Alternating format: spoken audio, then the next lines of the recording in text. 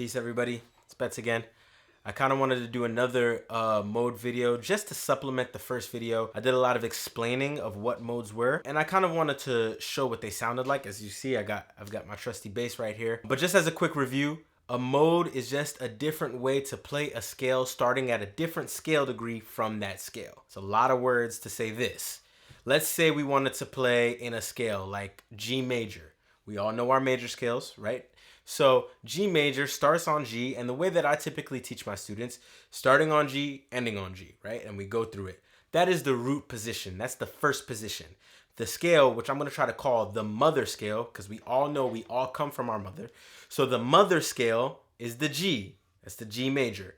Every other scale or every other mode will derive from the G, meaning they will all share the same notes is the G major. We're not going to put any new notes in there. The only thing that's different is that we're going to start from a different scale degree. Another way to say that is we're going to start from a different note in the G major scale rather than G. It'd be boring if all music just started from the first scale and always ended the same way. It's important to be able to switch it up a little bit by starting from different scale degrees. So for example, if I wanted to start from the second scale degree, that would be my second mode. I'd play all the same notes, but instead of starting at G, this time I'm playing at the second note that's in G major, which would be A. And then I'd do B, which would be the third, then C, and so on and so forth. So I'm gonna show you what that sounds like on the bass. And then in future videos, we're gonna do some deeper dives on each in particular mode and what their chord qualities are and how you would kind of utilize them during songs.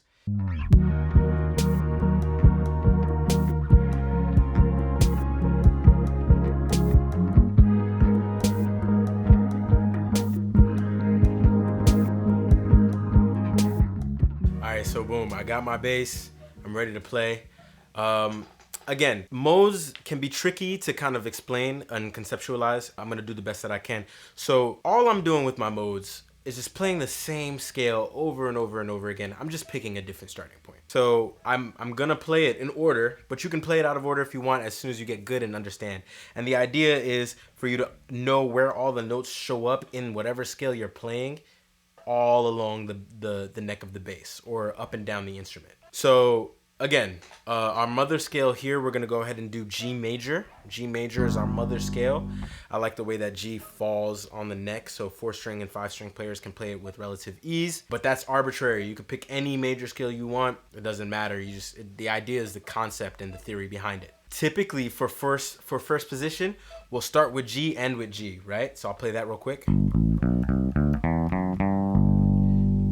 Okay, so what I'm gonna do moving forward is instead of starting with G, I'll move with the next scale degree. In this case, the next scale degree or the second scale degree in the G major scale is A. So I'm gonna go ahead and play the G major scale, but starting on A. And I'm gonna do, again, the G major scale, but this time starting on B. And so on and so forth. So I just moved up the neck, moving down where I'm starting. So G moved down and down and down, but as you can see, it's a circle. It'll come back again. The way that I like to describe it is like a Pez dispenser. If you have a Pez dispenser, something is at the top, something's at the bottom. If I keep pushing and pushing more stuff, it'll go to the bottom, go bottom. If you imagine the Pez dispenser as a circle, as I'm pushing a piece of candy down, it'll keep coming till it's back again. Nothing, no notes were changing except for where I'm starting.